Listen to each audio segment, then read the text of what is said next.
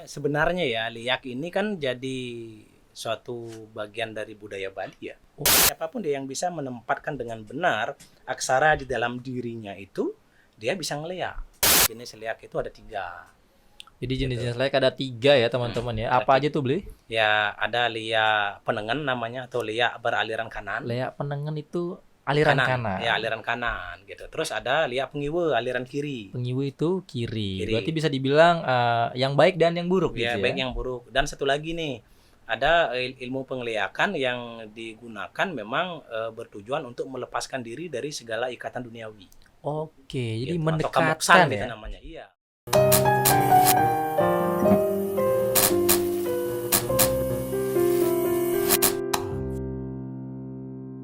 Nah, kita lanjut nih beli ya.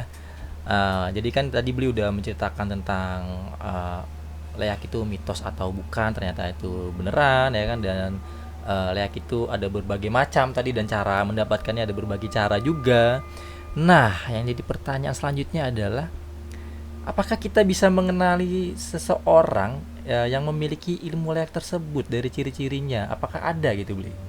Ya, kalau ciri-ciri ya secara umum sih memang agak sedikit sulit ya kita temukan. Cuman begini, kalau dia leak kanan gitu ya, orang yang pelajari tentang leak kanan itu sulit kita melihatnya ciri-cirinya karena biasa-biasa saja. Cuman ada beberapa aura gitu ya, aura atau kalau orang Bali mengatakan itu taksu. Taksu. Ya, atau tetangga kita di seberang yang mengatakan inner beauty gitu ya. Oh, inner beauty. Nah, inner beauty itu. Jadi itu biasanya memancar gitu. Ini orang nih kok beda banget ya, kok berwibawa banget nih, kok begini dan lain sebagainya. Kayak berkarisma banget nih. Berkarisma Nah, ya, itu mungkin. Nah, Ya. itu mungkin menjadi salah satu ciri-ciri dari yang leak kanan ini. Leak kanan ya. Ya, yang leak kanan. Nah, kalau dia yang leak kiri ini ya, Nah, ini yang ya. jahat-jahat nih. Itu Jadi ya. mungkin kalau kita bisa tahu ciri-cirinya kan kita bisa menjaga jarak ya. gitu Iya, ya. bisa menjaga jarak kita. Jadi mungkin ciri-ciri yang dapat saya ini, walaupun akan menjadi masih sedang penelusuran ya, maksudnya lebih jauh lagi sayanya maksudnya ke liak yang kiri ini gitu. Tapi yang secara umum sih saya lihat ya baru sedikit saya ciri-ciri matanya gitu Kenapa ya, tuh, Li? matanya kayak seperti mata sembab begitu ya, sayu-sayu seperti itu tapi berair gitu. Oh. Itu walaupun tidak Tidak spesifik sih ya? spesifik banget ke dalamnya itu gitu ya, tapi itu juga menunjukkan ketika orang yang memang benar-benar melakukan leak yang kiri itu seperti itu ciri-cirinya gitu. Oke, Tapi tapi salah satunya seperti tidak itu. bisa jadi patokan juga ya, karena nanti Ya. teman-teman orang yang suka begadang mata gitu teman-teman tuduh Ya, ya. dua jadi leak kan Tapi ngeri-ngeri juga kita. kalau dari perilaku nih beli, apakah dari yang leak yang kiri ini ya, apakah bisa kelihatan juga gitu dari perilakunya gitu, apakah dia menyimpang seperti ini atau seperti itu gitu? Ya, biasanya kalau leak yang kiri ini ya, perilakunya ketika dia melihat darah gitu ya. Nah, Melihat darah dia tidak tahan nih gitu. Nah, satu contoh saya dengar, ini bukan saya yang menyaksikan, saya waktu itu masih ibaratnya masih kecil ya, masih SMP lah saya. Saya mendengar cerita dari paman saya, bukan paman yang gini liak tadi ini, bukan. Jadi dulu waktu itu kan saya masih kecil ya, masih SMP lah, jadi saya kurang begitu paham gitu ya, kurang begitu paham banget gitu. Jadi ini diceritakan oleh paman Oke. sendiri ya gitu. Oh, walaupun paman ini beda dengan paman yang tadi yang sampai diserang. serang leak itu, Leak enggak, gitu bukan, ya. ini beda lagi nih pamannya. Itu dia menceritakan masih di lingkungan keluarganya gitu. Dia ini pada saat siang hari ketika waktu zaman itu ada sapi mati ya, ada sapi mati terus kan biasanya kalau orang di tempat di Nusa Penida di tempatku tuh, jadi ketika ada sapi mati biasanya dipatungin gitu ya, dipotong-potong gitu ya, potong-potong habis itu baru dijual gitu. Nah, ketika pada saat pemotongan ini kan di tempat itu kan ada darah-darah ininya. Nah, ketika ditinggalin darah itu, katanya ada yang lihat nih, pamanku yang lihat gitu, yang ini yang seorang perempuan ini gitu, seorang perempuan ini diambil darahnya itu diminum pakai daun apa, diambil daun itu terus dibikinin itu ya, terus disendok itu diminum itu. Itu berarti memang salah satu Darah ciri-ciri mentah itu. agak spesifik ya, karena Iya.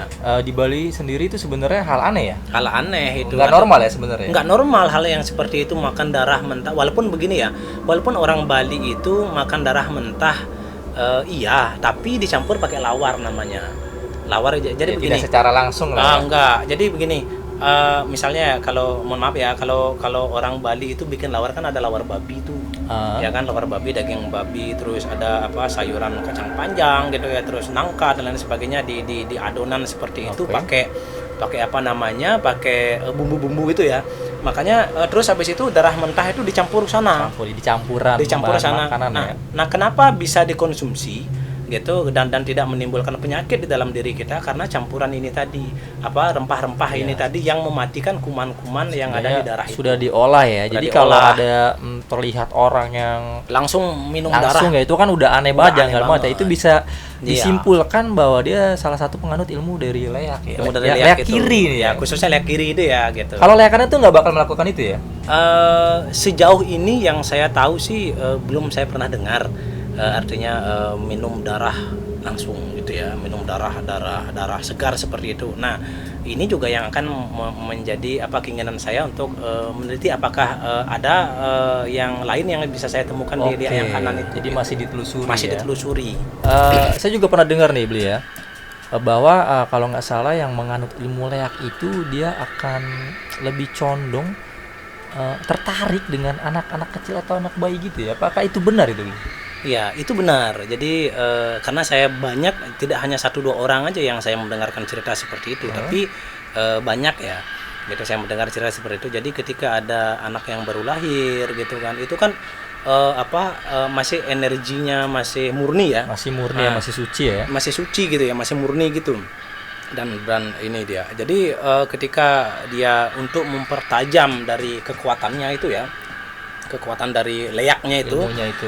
dia mau mencari itu, bahkan dia mencari apa, Anak-anak selaput bayi, anak-anak bayi itu, terus apa, darahnya ketika baru lahir, makanya tidak jarang ketika anak kecil yang baru lahir, anak balita usia bayi itulah, kadang-kadang bisa panas, walaupun seandainya mengatakan bisa saja anak-anak kecil itu panas badannya karena masuk angin dan lain Bisa sebagainya, aja. tetapi Kalau tidak tidak ada jarang penyebab ya. tidak ada penyebab, tidak jarang juga itu disebabkan juga dari orang yang memang benar-benar Ilmu leak. punya ilmu leak Yang itu kiri ya? yang kiri gitu. Dan bahkan sampai dia bisa nyawa taruhannya ya bagi anak kecil itu gitu. Bahkan pernah bahkan pernah begini.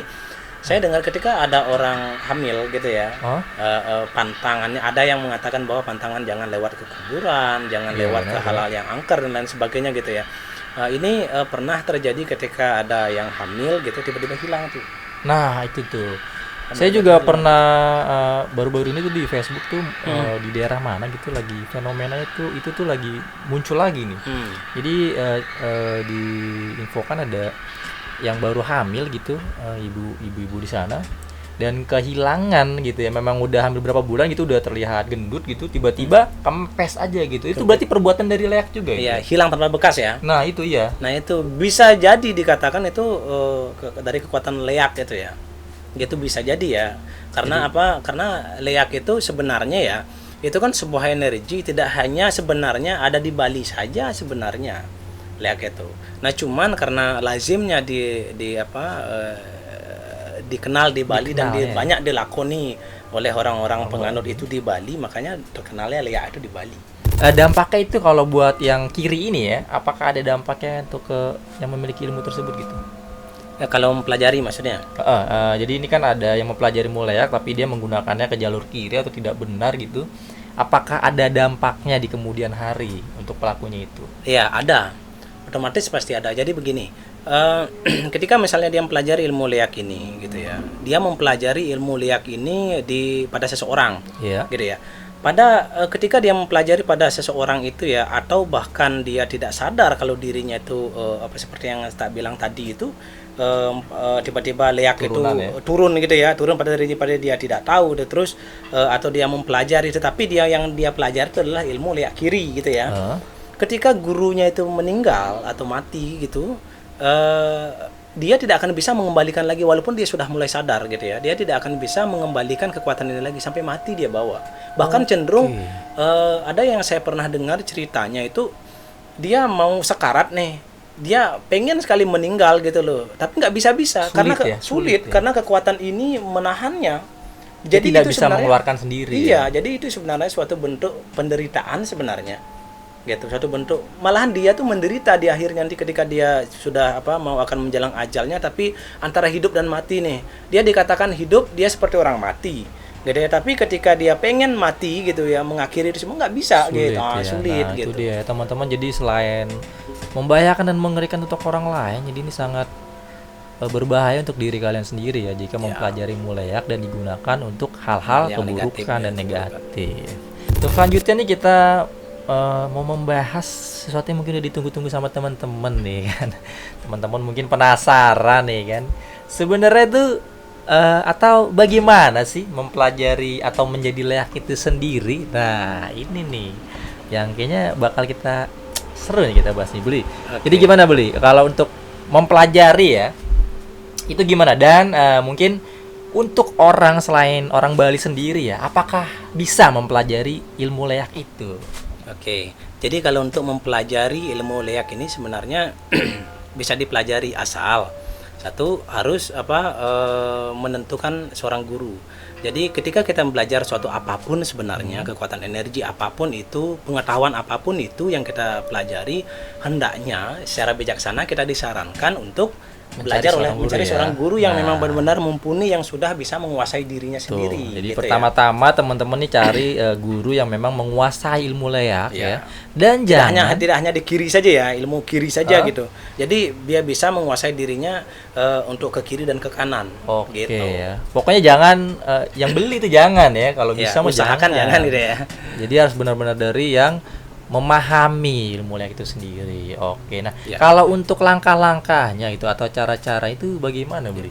Biasanya sih mungkin tidak banyak yang bisa saya sampaikan ya, di sini karena bukan masalah seperti apa enggak, tapi ya takut dalam arti benar nggak sih ntar kita bisa coba-coba tahu-tahu ini ya, jadi harus memang benar-benar tuntunan seorang guru. Jadi memang tapi biasanya gitu ya, kalau kita belajar ilmu ngeleak itu biasanya ya gitu, jadi orang itu biasanya di tempat pembakaran mayat nih gitu ya, atau kalau di Bali itu dikatakan semua pemungunan atau ya tempat untuk membakar mayat itu sendiri gitu. Itu area pembakaran mayat. Ya, itu yang pertama. Kenapa di tempat pembakaran mayat gitu? Karena di tempat pembakaran mayat itu atau dikatakan semua atau pemakaman itu sebenarnya tempat suci bagi pemahaman orang Hindu ya gitu ya, umat Hindu itu, bahwa kuburan itu atau semeng itu atau setre itu ya sebenarnya itu adalah tempat suci. Kenapa? Karena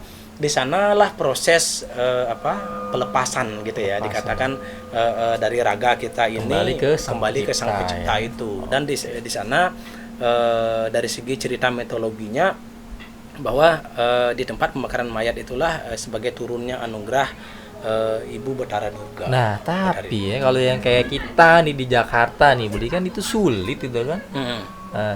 Apakah ada opsi lain gitu? Apa memang harus ke tempat pembakaran mayat? Ya, kalau di Jakarta kan susah ya. Bahkan di Jakarta pemakaman aja udah kayak taman ya. Nah, taman itu tempat orang pemadu kasih ya gitu ya.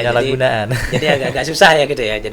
Jadi begini sebenarnya, untuk orang ngelihat itu sebenarnya secara umum yang dapat saya gambarkan itu sebenarnya di Catus Pate itu ya, di perempatan gitu ya. Tapi kan kalau kita di Jakarta ini seperti suasana saat sekarang ini kan nggak mungkin ya kan, boro-boro kita mau di perempatan yang ada bisa ketabrak mobil yang ngeri juga gitu. Nah, jadi biasanya orang mensiasati itu bisa dilakukan di rumah. Bisa di rumah. Jadi itu bisa teman-teman. Ya, jadi begini, kalau orang Bali ya misalnya, kan di rumah itu, di pekarangan itu kan ada rumah, habis itu ada halaman. Gitu ya, ada halaman itu biasanya kalau orang Bali ya itu pasti ada sanggah tugun karang namanya. Sanggah Tugun Karang.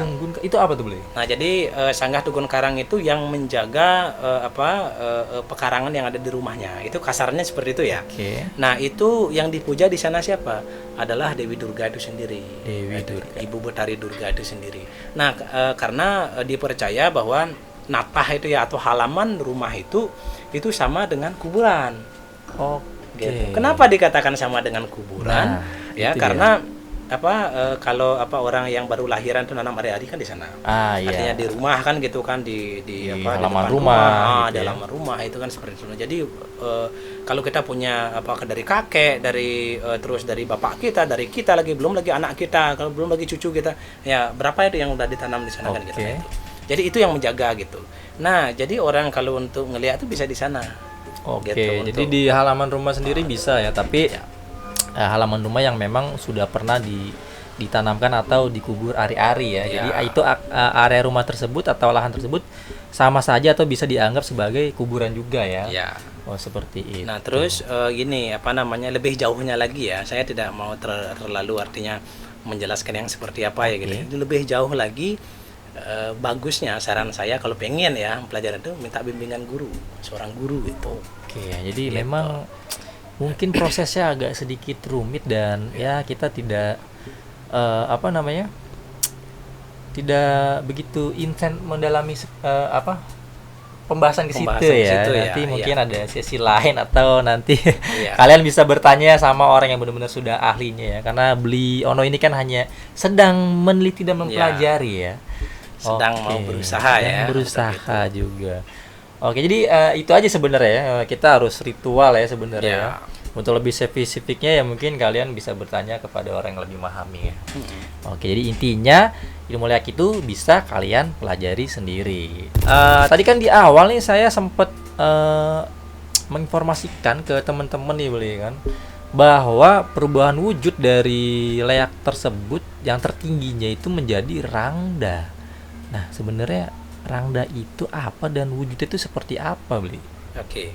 Nah, jadi orang yang pelajari atau mendalami ilmu liak, misalnya khususnya ilmu liak yang kiri ya, yang kiri itu biasanya dia itu bermacam-macam bentuk yang dulu, karena itu kan bertahap itu yang dialami gitu ya, yang harus dilakukan. Ada yang sampai dia berubah bentuk menjadi anjing dulu gitu kan, bertahap dulu dari binatang-binatang itu ya, sampai banyak lagi. Nah, sampai akhirnya menjadi bentuk yang rangde tadi. Nah, artinya bentuk rangde ini yang ada taringnya itu, yang ada taring panjang, matanya melotot, terus lidahnya menjulur keluar panjang mengeluarkan api gitu. Oh, itu jadi kayak seperti yang suka ada arca ya, berbentuk yang menyeramkan itu tuh. Ya, itu kayak gitu ya bentuknya. Hampir seperti itu, cuman kalau arca yang dipuja oleh orang Bali gitu ya, itu bukan rangde sebenarnya. Itu adalah perwujudan dari ide Betari Durga tadi. Artinya kalau kita berbicara masalah tentang rangde sebenarnya tidak terlepas dari cerita ketika di Jawa gitu. Rangde ada kaitannya nih. Ada kaitannya rangde atau rondo gitu ya. Tahu rondo ya? Rondo itu kalau nggak salah bahasa Jawa itu arti Indonesia itu janda. Janda. Oke, nah itu dah dia. Jadi begini sebenarnya ceritanya, kalau boleh saya ceritakan sedikit tentang bermula dari cerita calon arang. Yang dijuluki Rangdeng Dirah, Rangde ing Dirah gitu ya. Jadi Rangde atau janda yang berasal dari desa Dirah. Itu pada saat itu di zaman kerajaannya Erlangga gitu ya. Nah, bisa nggak kita bayangkan, saya percepat saja ya, bisa nggak kita bayangkan seorang perempuan gitu ya, yang ditinggalin oleh seorang suaminya, ditinggalin anak gitu ya, ditinggalin oleh seorang suaminya, mengajak anak sendirian ya, seorang anak perempuan gitu, ditinggali dan dituduh oleh masyarakat yang macam-macam. Bisa dibayangkan nggak bebannya seperti apa bagi seorang difitnah ya. Seperti itu. Fitnah tentang melakukan hal-hal buruk ya. gitu. Nah, dulu kan kalau cek di ceritanya ya, Raja Erlangga ini mau menjadikan anaknya calon arang ini sebagai istri gitu ya, sebagai permaisuri. Nah, cuman karena mungkin permainan politik kerajaan pada saat itu ya, gitu, politik kerajaan itu jadi mengatakan bahwa jangan, ini dia nih, dia bisa nih, dia ilmu hitam dan lain sebagainya, dituduh seperti itu, akhirnya nggak jadi. Nah, ketika dituduh seperti itu dan dituduh oleh masyarakat seperti itu, kan beban mental. Jadi tidak ada yang mau care, tidak ada yang mau memang benar-benar Dikucilkan iya gitu ya. dikucilkan, nggak ada yang mau peduli gitu kan. Karena mungkin kalau zaman dulu sebenarnya wah sihir nih, penyihir Iya, gitu, penyihir dituduh gitu. ya. Padahal tidak seperti itu awalnya. Nah, seorang perempuan dituduh seperti itu, tidak ada suami pada saat itu, kemana dia mesti harus mengadu. Akhirnya pada saat itu dia memasrahkan diri dan pergi ke tempat pembakaran mayat. Gitu. Akhirnya dia pokoknya pasrah, kalau saya mesti harus mati, matilah saya sekarang gitu. Walaupun sebenarnya calon narang ini mungkin ya kali ya pemahamannya tidak sampai ke sejauh sana gitu. Karena dia hanya pengen mati saja. Oh, karena pengen mati Ya, aja. karena dia tahu tempat pembakaran mayat itu serem, tempat ini tuh ada makhluk-makhluk gaib yang gini yang bisa mencabut nyawanya Iya, gitu karena mungkin pada ya. zaman Cabut dulu aja nyawa kan saya mungkin gitu. serem banget Nah, gitu. gitu. Akhirnya pada saat itu dia mulai memasrahkan dirinya, menyerahkan pokoknya kalau saya harusnya saya mati, matilah saya sekarang gitu. Udah pasrah aja. Pasrah lah. aja pokoknya seperti itu. Akhirnya dengan kasihnya Ide Batari Durga itu datang dan memberikan gini. Karena apa? Karena Ide Batari Durga ini atau ibaratnya Tuhan ini ya tidak pernah membedakan baik dan buruk nih. Tidak pernah membedakan. Semua disayangi karena semua ciptaan Tuhan. Betul. Nah, itu semua disayangin oleh Tuhan itu sendiri. Akhirnya karena dia memasrahkan dirinya totalitas, akhirnya dikasih penampakan seperti itu ya, dan dikasih anugerah. Saya kasih kamu kekuatan, kamu boleh minta kekuatan apa saja nih. Akhirnya bilang, karena saya sudah kadung terlanjur dituduh seperti itu, biarkan saja seperti itu. Akhirnya dia gunakan kekuatan itu yang memang benar-benar gini. Akhirnya dia menguasai itu kan kerajaan itu pada saat itu, walaupun akhir ceritanya dia tuh bakalan kalah ya. Nanti coba cek di cerita calon narang itu ya. Teman-teman tuh kalau mau cerita lebih lengkapnya mungkin bisa searching ya. Ya bisa searching itu yang cerita calon narang itu. Jadi itu tadi pembahasan soal rangda atau rangde gitu ya. Ya itu janda itu menyambung ke sebenarnya. situ, janda Itu. ya. Akhirnya itu terbawa sampai ke Bali cerita itu, dan diadaptasi di Bali lagi menjadi sebuah kebudayaan jalan cerita itu atau tarian gitu. Seperti tarian calon narang itu ya, maksudnya pementasan gitu ya. Itu jadilah dia budaya, diadaptasi dari cerita itu. Oke, jadi Karena memang mempelajari calon narang, pelajari ilmu pengeliakan ini. nah itu dia teman-teman. Mungkin kalau teman-teman penasaran ya kan sama kelanjutan cerita rangda atau rangde itu gimana, teman-teman bisa komen aja, nanti kita ajak ngobrol lagi. Cuman kalau untuk kayaknya terus pembahasan layaknya sampai sini aja ya. Udah cukup ya. Iya. Oke, jadi seperti itu aja. Intinya layak itu sebuah ilmu yang bisa kita pelajari, dan layak itu adalah budaya dari Bali yang patut kita lestarikan dengan baik dan benar. Jangan disalahartikan apalagi disalahgunakan. Oke, jadi kalau ada pertanyaan atau ada tambahan yang kurang-kurang, teman-teman bisa langsung komen aja di bawah. Dan juga teman-teman bisa DM kita kalau punya cerita serupa atau pengalaman teman-teman mau disampaikan di IG kita di kotakmisteri.pr ya kan. Dan satu lagi, kalau teman-teman suka dengan konten Kotak Cerita ini, teman-teman bisa like, share, dan tentunya subscribe channel kita di Kotak Misteri Production. Oke, jadi segitu aja dulu ya. Sip. Oke, semoga ini memberikan inspirasi baru dan pemahaman yang lebih mengenai ke teman-teman soal apa itu leak sebenarnya. Oke, kalau gitu sampai jumpa ya teman-teman semua. Oke, Luli, makasih ya. Ya.